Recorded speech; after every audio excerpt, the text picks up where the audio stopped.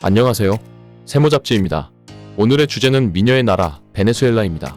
베네수엘라는 남미에 위치한 인구 3천만이 조금 안 되는 나라입니다.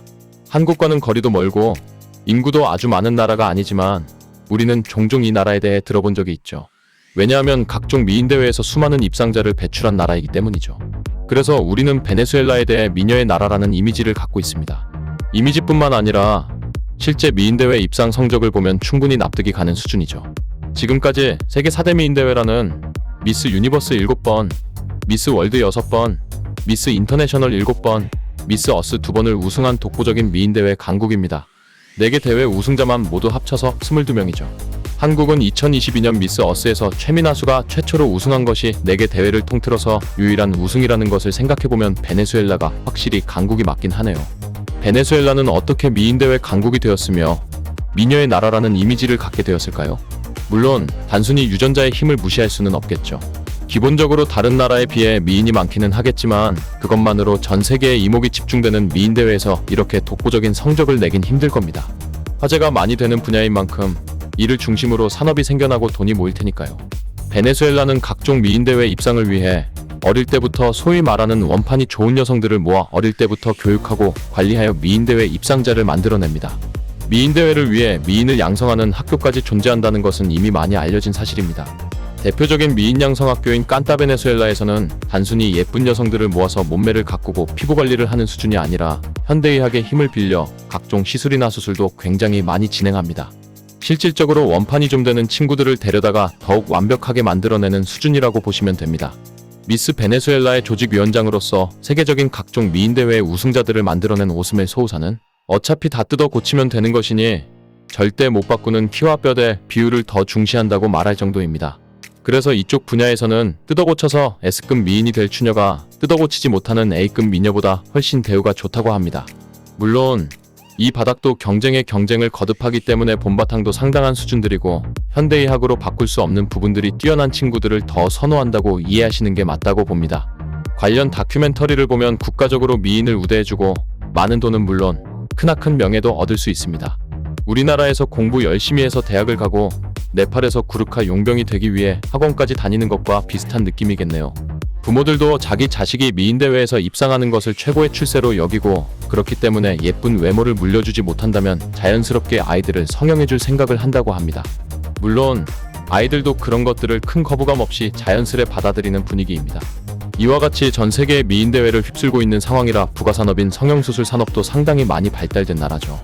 베네수엘라 국내 미인대회는 가장 유명한 미스 베네수엘라부터 할머니대회, 미남대회, 예쁜 어린이대회, 게다가 우리나라의 고추아가씨, 딸기아가씨처럼 무슨 농산물 아가씨 등 셀 수 없이 넘쳐납니다. 야구선수나 미인으로 뜨는 것 외에는 가난에서 벗어날 기회가 없는 비참한 현실과만 물려 미인대회는 일종의 신분 상승의 길인 셈이죠. 일단 미스 유니버스 등의 대회 대표로 선정되면 각 대회 취향에 맞게 트레이닝 겸 성형이 스폰서 지원으로 제공되는 것은 당연합니다. 미스 유니버스는 운동으로 적당히 다져지고 당당한 이미지에 태닝한 건강미 여성으로 튜닝을 합니다.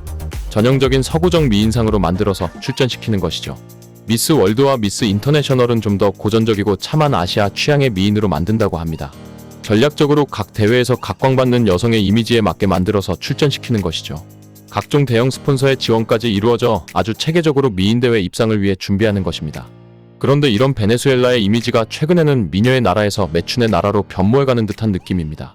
한국에서도 단돈 몇 달러의 여성들이 몸을 팔고 있다고 베네수엘라의 상황을 언급하는 정치인이나 언론인들을 접하신 분들이 많을 겁니다. 물론 어느 정도의 과장이 들어간 발언이지만 아예 거짓은 아닙니다.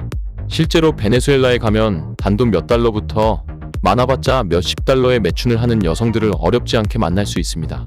심지어는 한국이나 다른 나라처럼 소위 포주라고 불리는 사장의 보호를 받으며 매춘을 하는 여성들보다 홀로 길거리에서 손님들을 모집해서 장사를 하는 프리랜서들이 많다고 하죠. 이런 베네수엘라 여성들은 베네수엘라 안에서만 찾아볼 수 있는 것이 아닙니다.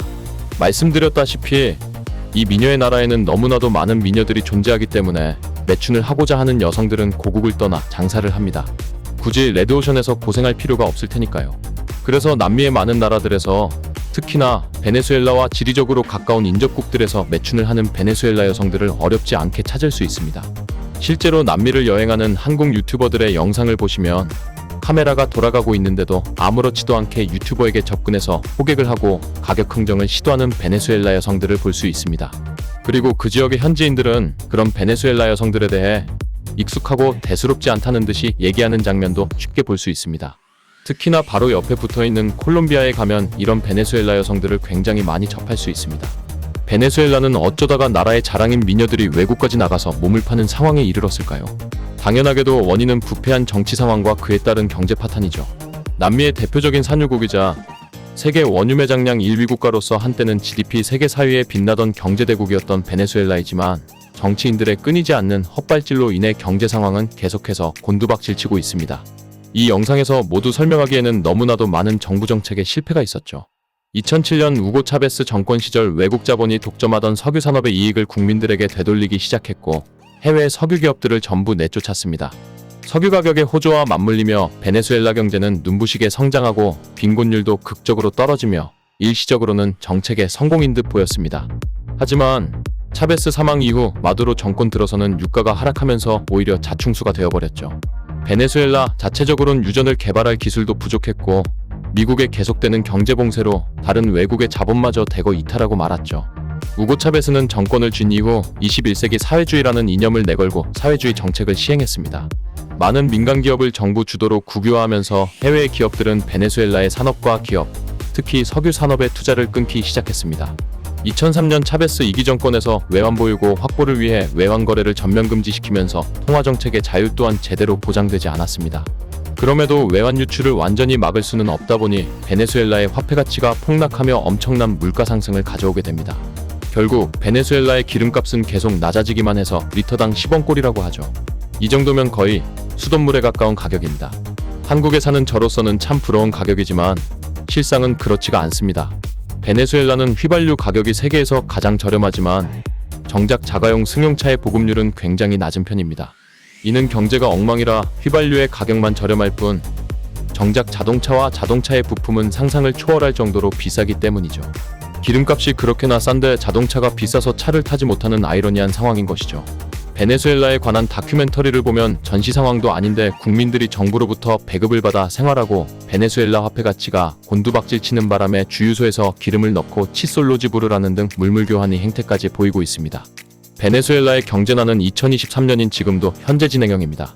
본격적인 경제위기가 시작된 후 몇 년이 지난 2023년에 이르러서조차도 아직 완전히 바닥을 찍은 상태가 아니며 언제가 바닥일지 예측도 불가능한 상황입니다. 그래서 아직도 수많은 베네수엘라의 미녀들은 매춘을 하기 위해 고국을 떠나 다른 나라에서 떠돌고 있는 안타까운 상황입니다.